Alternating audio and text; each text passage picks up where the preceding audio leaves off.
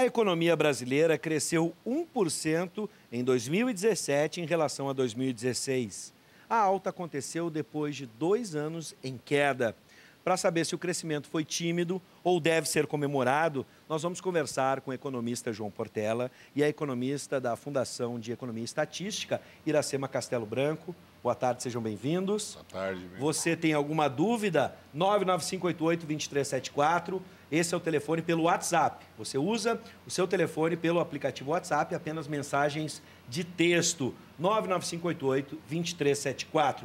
Bom, gente, a primeira pergunta acho que é essa, né? A gente pode... Eu vou só passar um panorama aqui para saber se podemos comemorar ou não. Em 2016, o PIB teve uma retração de 3,5%, mas voltou a registrar alta no ano passado. O crescimento foi de 1% em 2017. Como é que a gente pode analisar na perspectiva de cada um? É para comemorar? De fato, isso é um sinal de que a economia está nos trilhos de novo?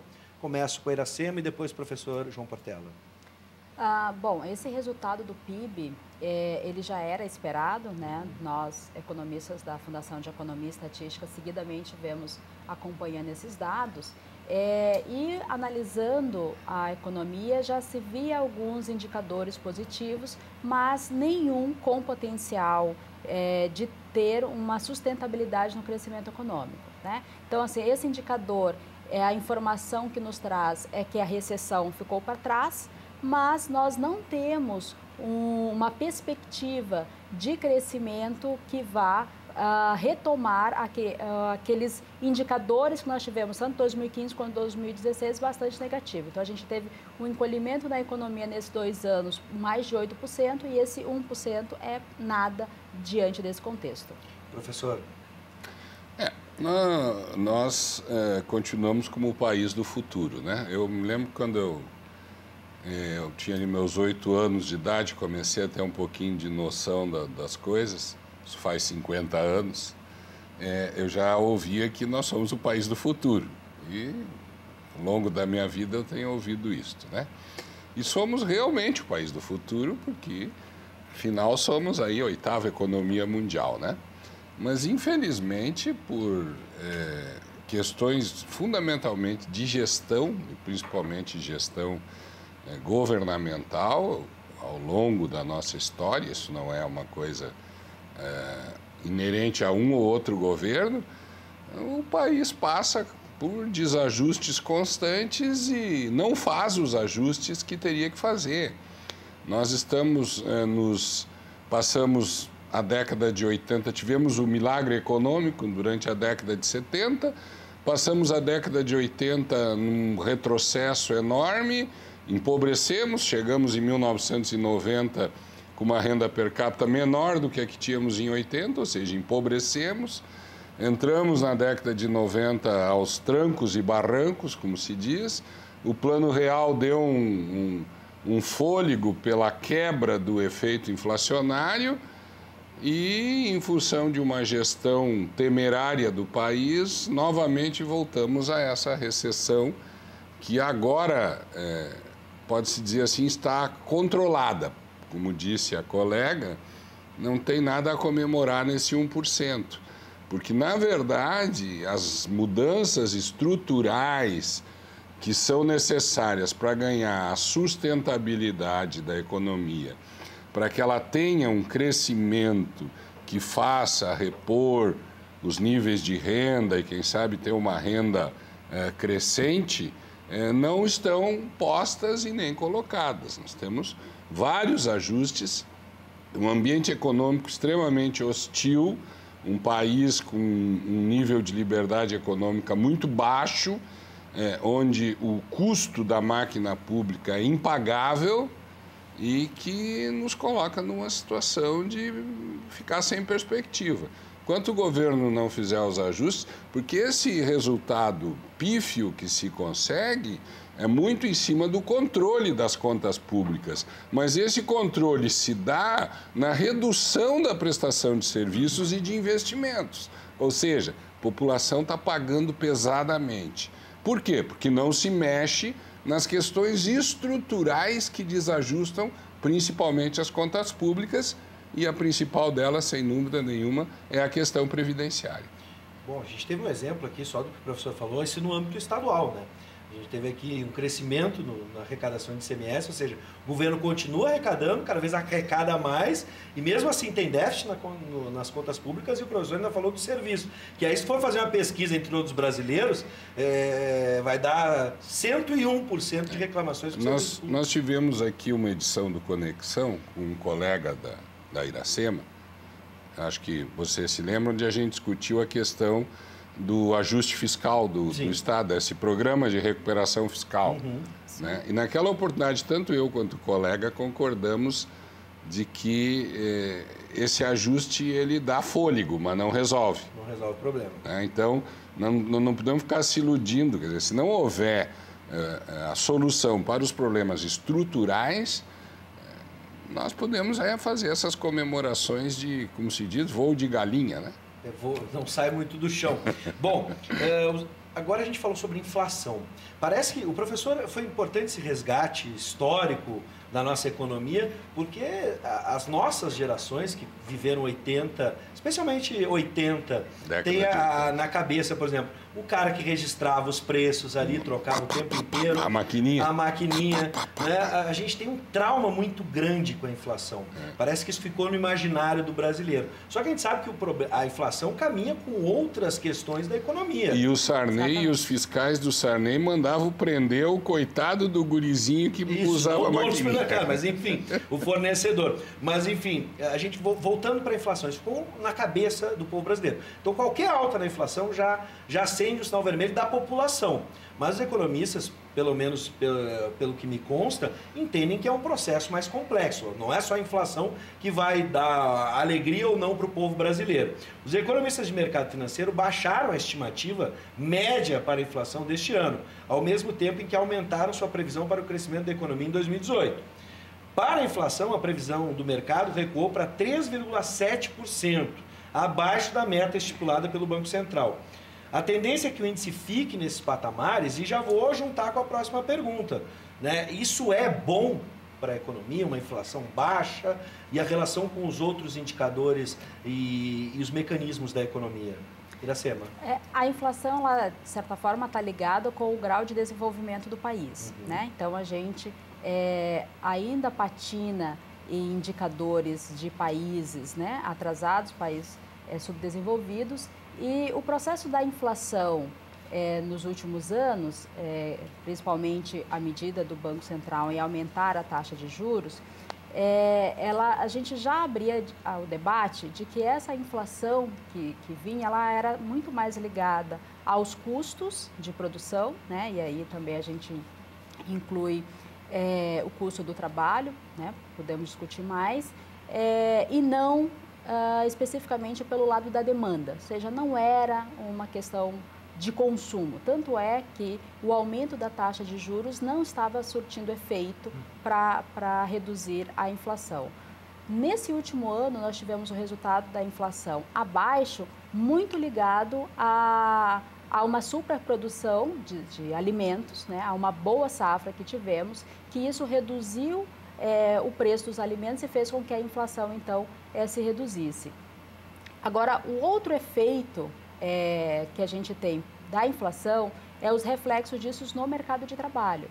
Então, uma atitude muito voltada a controle dos gastos de toda a economia e aumento da taxa de juros contribuiu para esse processo de recessão na economia e contribuiu para as perdas dos empregos que nós tivemos nesse período, né?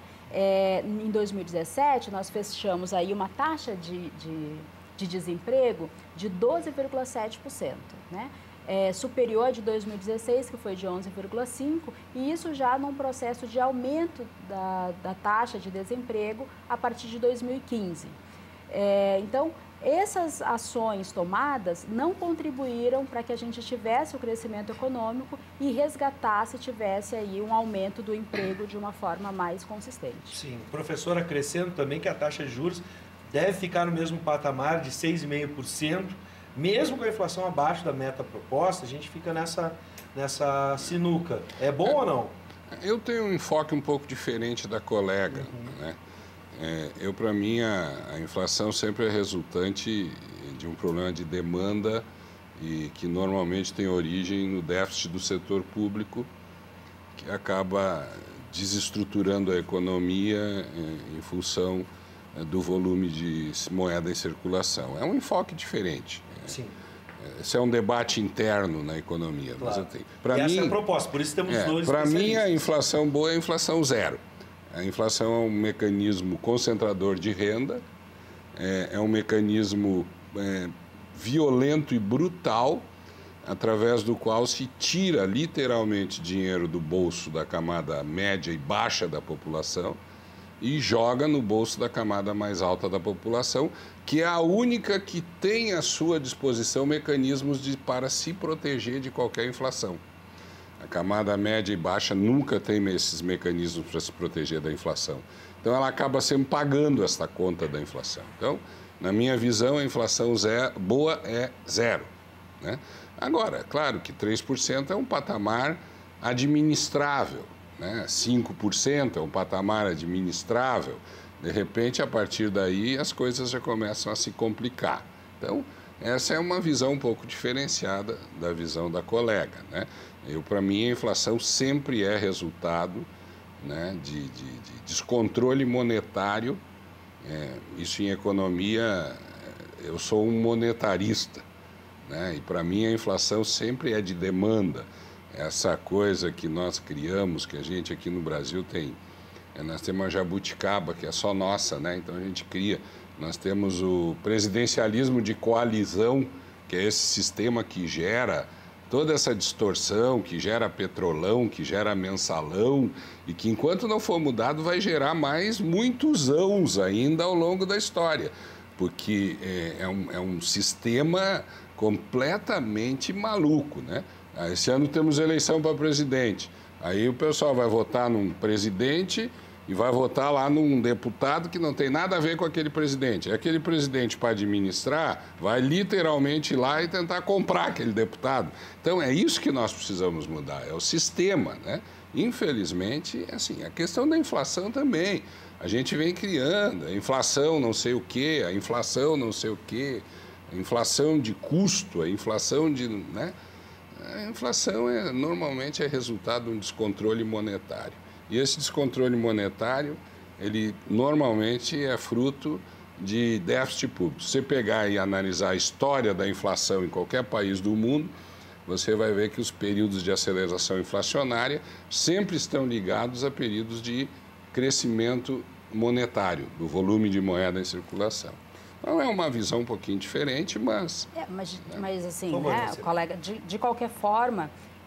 nos últimos anos no Brasil não era isso que a gente via, né? A gente estava num processo aí de melhoria dos indicadores sociais e isso atrelado a uma redução da dívida pública. A gente teve aí um aumento da dívida pública no último ano, a partir de 2014, a partir de algumas decisões tomadas na área de desonerar o setor produtivo, né? Que não se mostraram efetivas, né? Então, acredito que esse contexto atual, ele não está um tanto relacionado com esse processo do endividamento público, né? Agora, a questão é o alto custo social, né, que se tem nesse processo. Então, a partir em 2015, claramente a gente teve um processo inflacionário vinculado aos preços administrados. Então, todo mundo vai lembrar que houve uma decisão política em controlar os preços da gasolina, os preços aí via política Petrobras, também os preços do setor energético, né, a luz elétrica. Então, já existia, de certa forma, uma contenção desses valores, né, desses preços que a gente chama administrado, para não pressionar a inflação. Mas a partir de 2015, solta-se todos os freios e se tem uma recomposição aí desses custos, né, do setor elétrico, de combustíveis, e isso é o que faz com que a inflação tenha tido uma alta intensa ali em 2015, que também um pouco disso se refletiu em 2016.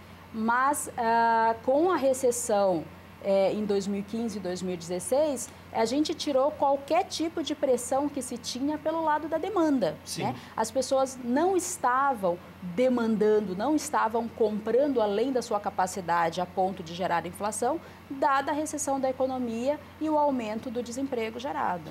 Bom, vamos projetar, né, o que temos pela frente. O setor que mais puxou esse PIB, esse 1%, foi o agronegócio. Né?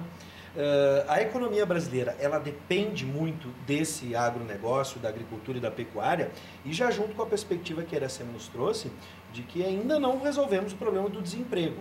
Dá para imaginar quando podemos esperar essa retomada e se o agronegócio é tão importante, ele vai puxar, ou a gente ainda precisa da indústria e o comércio e serviço fazendo a sua parte. Se não me engano, foi um dos setores que mais demitiu, foi comércio e serviço, né? Sim, sim. Então a gente tem como realocar essas pessoas dentro desse setor. O que a gente pode esperar para 2018? Começa com o Iracema, por favor. Nós tivemos um resultado positivo, sim, puxado pelo agronegócio, isso muito vinculado a uma boa safra que tivemos. Isso melhorou o nosso resultado da balança comercial, a gente exportou mais do que importou, mas também a gente teve uma queda muito intensa da importação, dado a recessão econômica. Né? Não dá para se imaginar que o agronegócio vai ser o propulsor do crescimento econômico a partir de então. Se a gente for olhar na composição do PIB, mais ou menos, em torno de 60% a gente está falando de consumo, o consumo das famílias. Né? E quando a gente olha para essa variável, ela continua bastante negativa. Não dá para a economia brasileira, ela é muito atrelada ao comportamento da economia interna, né? O consumo interno. E olhando para os rendimentos aí, de novo, uma olhada para o mercado de trabalho, o que a gente vai ter? A gente vai ter uma queda expressiva do rendimento, dado o aumento do desemprego. E aí a gente temos que ressaltar que em 2017 foi tomada algumas medidas para reativar o consumo, né? Principalmente o consumo das famílias, através de liberação do FGTS e através, vamos dizer, de uma política de redução de juros, de facilitar algumas linhas de crédito para incentivar o consumo. Mas isso também não surtiu o efeito que se esperava, né? Porque se esperava um crescimento da economia superior a 1%. Por quê? Porque no período anterior nós já tivemos um aumento expressivo do crédito e nesse momento as famílias já estão num grau de endividamento elevado, né? Com redução da renda, o que faz com que a gente esteja num processo de inadimplência elevada. Então, qualquer movimento hoje via crédito, né, via consumo, ele tem um efeito muito fraco. Né? E por isso que esses indicadores na economia brasileira mostram que a gente passou de um processo recessivo, mas nenhum indicador de sustentabilidade num crescimento mais forte. Nós saímos da recessão, mas um crescimento muito lento, né? E muito abaixo dos outros momentos de recessão que nós tivemos. Né? Nos outros períodos, saímos da recessão já com um crescimento mais expressivo. Dessa vez, não. Dessa vez, o crescimento é lento e, olhando para os indicadores, nada nos mostra que vai ter uma retomada mais forte. Professor, a gente está com 2 minutos para encerrar. Dá para a gente imaginar, o senhor diz política, né? E agronegócio foi protagonista em 2017, com envolvimento na alta cúpula, aí, com Irmãos Batista e afins. Né? Hoje está, de novo, o agronegócio aí, tomando um baque bem forte, né? Em função das falcatruas, né? Que vamos acabar, provavelmente, sofrendo um baque muito grande nas nossas exportações. Sim. A partir do momento em que se descobre que há fraudes em laudos de produtos que são exportados. Eu imagino que a primeira atitude dos países que compram de nós vai ser parar de comprar imediatamente. E isso, evidentemente, vai nos gerar problemas internos. Mas a análise da colega está correta, no sentido de que não há perspectiva de se ter uma retomada do crescimento muito além desse crescimento de voo de galinha. Por quê? Porque não se mexe na questão estrutural. Né? O governo contém as contas públicas, mas contém a um custo elevadíssimo e em função da estrutura dessas contas, ele não consegue aprofundar isso. E, consequentemente, o resultado é pífio, é pequeno. E a tendência é essa, eu volto a dizer, enquanto não fizermos uma mudança estrutural, e aí a gente pode começar pela Previdência, mas não é só a Previdência. É o nosso sistema tributário, é o nosso sistema político.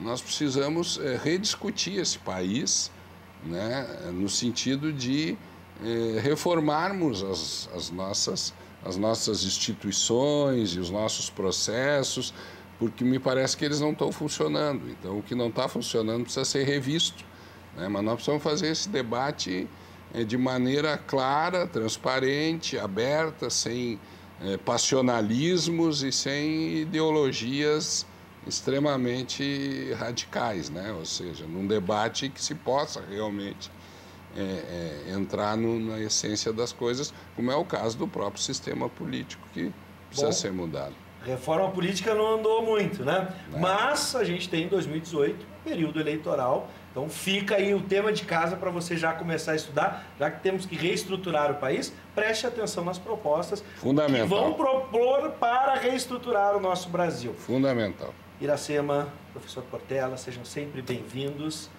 E que a gente tenha um ano de 2018 melhor para todo mundo, não só para os camada mais baixa, a média, e até mesmo a gente não quer, né, o mal de ninguém, mas queremos o bem de todos.